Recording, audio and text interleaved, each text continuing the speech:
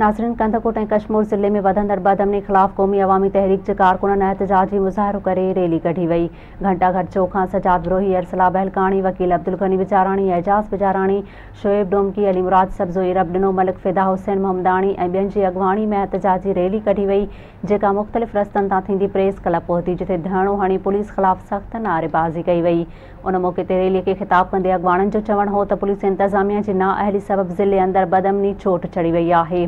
जंहिं सबबि अवाम जी जान ऐं माल जो तहफ़ुज़ गैर यकीनी बणियल आहे।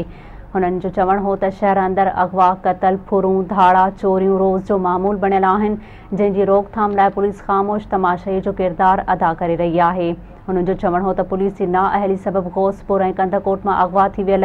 6 मुग़वियुनि अब्बास मीराणी, हामिद मीराणी, ज़ाहिद मीराणी, कामरान, अकरम नसीराणी, ईदन लाशारीअ खे बि पुलिस अञा ताईं बाज़ियाब न कराए सघी आहे, जंहिं सबबि मुग़वियुनि जा वारिस सख़्त मायूसी जो शिकार बणियल आहिनि। हुननि सिंध हुकूमत ऐं IG सिंध खां मुतालबो कयो आहे त वधंदड़ बदअमनी जो नोटिस वठी ज़िले में अमुन अमान बहाल करायो वञे, ॿी सूरत में इंडस हाईवे ते धरणो हंयो वेंदो।